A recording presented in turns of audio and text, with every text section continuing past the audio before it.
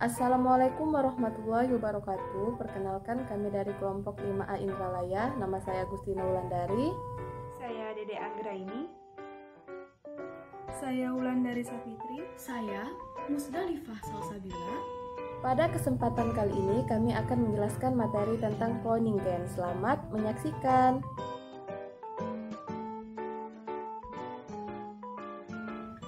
Tujuan pembelajaran, mahasiswa mampu menerapkan pemikiran logis, kritis, sistematis, dan inovatif dalam memahami materi tentang cloning gen.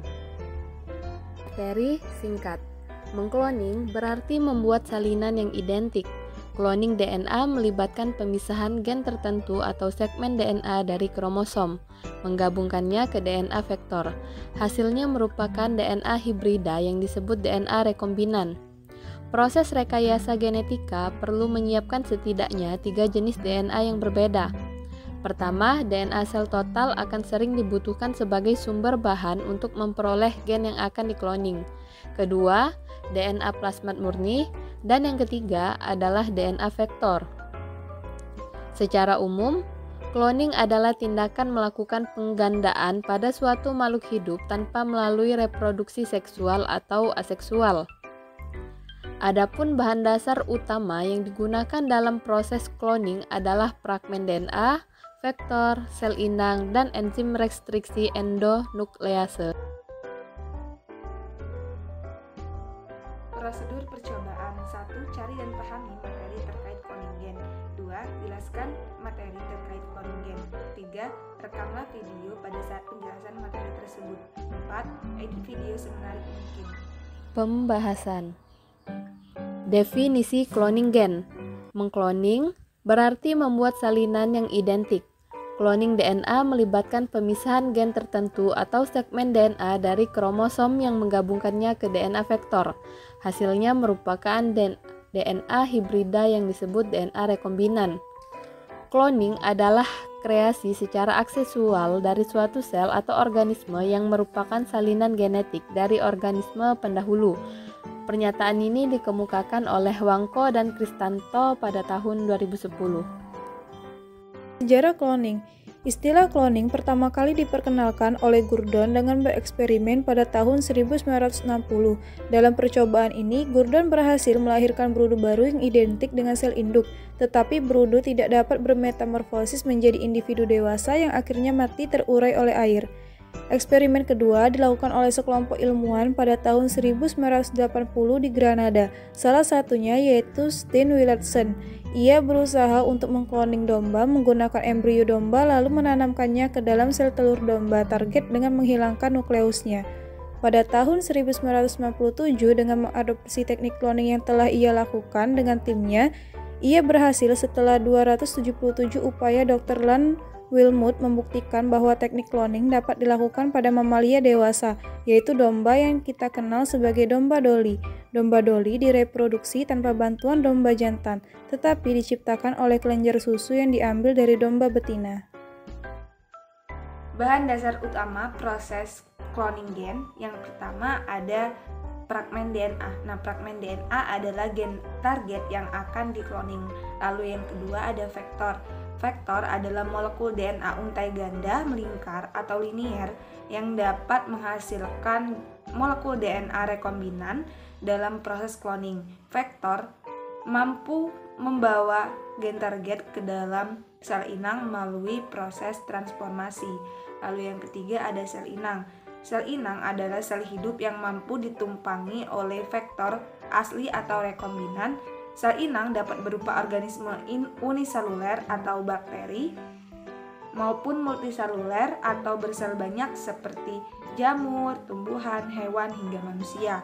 Lalu yang keempat ada enzim restriksi endonuklease dan enzim ligase. Enzim restriksi endonuklease adalah enzim yang diperlukan untuk memotong untai DNA yang diinginkan. Sedangkan enzim ligase digunakan untuk meligasi DNA sehingga memperoleh DNA rekombinan. Langkah atau prosedur dalam cloning gen. 1.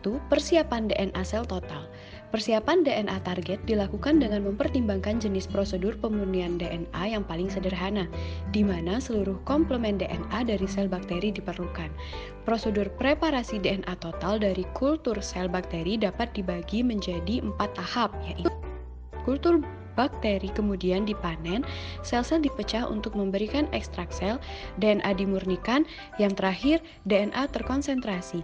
2. Persiapan DNA plasmid. Pemurnian plasmid dari kultur bakteri melibatkan strategi umum yang sama seperti preparasi DNA sel total. Kultur sel yang mengandung plasmid ditumbuhkan dalam medium cair, dipanen, dan ekstrak sel disiapkan. Protein dan RNA dihilangkan, dan DNA mungkin terkonsentrasi oleh pengendapan etanol. 3. Pembentukan DNA rekombinan. Untuk menghasilkan molekul rekombinan ini, vektor serta DNA yang akan dikloning harus dipotong pada titik-titik tertentu dan kemudian digabungkan bersama secara terkendali. Memotong dan menyambung adalah 2 contoh teknik manipulasi DNA. 4. Transformasi. Setelah pembuatan DNA rekombinan, langkah selanjutnya adalah eksperimen cloning gen, memasukkan molekul-molekul ini ke dalam sel hidup. Transformasi biasanya bakteri yang kemudian tumbuh dan membelah untuk menghasilkan klon. Sebenarnya, kata cloning hanya mengacu pada prosedur tahap selanjutnya dan bukan pada konstruksi molekul DNA rekombinan itu sendiri. 5. Seleksi rekombinan.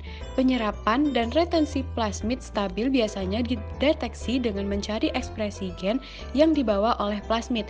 Misalnya, sel Escherichia coli biasanya sensitif terhadap efek penghambatan pertumbuhan antibiotik, ampicillin, dan tetrasiklin. Manfaat cloning gen. Pemanfaatan cloning gen dapat sebagai terapeutik, reproduktif, dan replacement. Cloning gen yang menghasilkan salinan gen atau segmen DNA dan cloning sel punca atau sel dewasa dapat diaplikasikan dalam pengobatan. Cloning reproduktif menghasilkan salinan hewan seutuhnya, termasuk manusia, dan sebagai replacement yaitu berfungsi untuk penggantian bagian tubuh individu atau yang dilakukan cloning yang mengalami kerusakan atau gagal organ. Salah satu isu yang cukup menggemparkan adalah menghasilkan klon manusia sebagai replacement children dengan menggunakan sel somatik dari individu itu sendiri. Adapun kesimpulan pada materi ini, yang pertama, mengkloning berarti membuat salinan yang identik. Cloning gen melibatkan pemisahan gen tertentu atau segmen DNA dari kromosom, menggabungkan ke DNA vektor, hasilnya merupakan DNA hibrida yang disebut DNA rekombinan. Lalu yang kedua, bahan dasar utama yang digunakan dalam proses cloning meliputi fragmen DNA, vektor, sel inang, enzim restriksi endonuklease, dan juga enzim ligase. Lalu yang ketiga, langkah atau prosedur dalam cloning gen terbagi menjadi 5, meliputi persiapan 2 sel total, persiapan 2 plasmid, pembentukan 2 rekombinan, transformasi, dan seleksi rekombinan. Lalu yang keempat, secara umum manfaat cloning gen meliputi terapeutik, reproduktif, dan juga replacement. Sekian video materi dari kami, semoga bermanfaat. Terima kasih. Wassalamualaikum warahmatullahi wabarakatuh.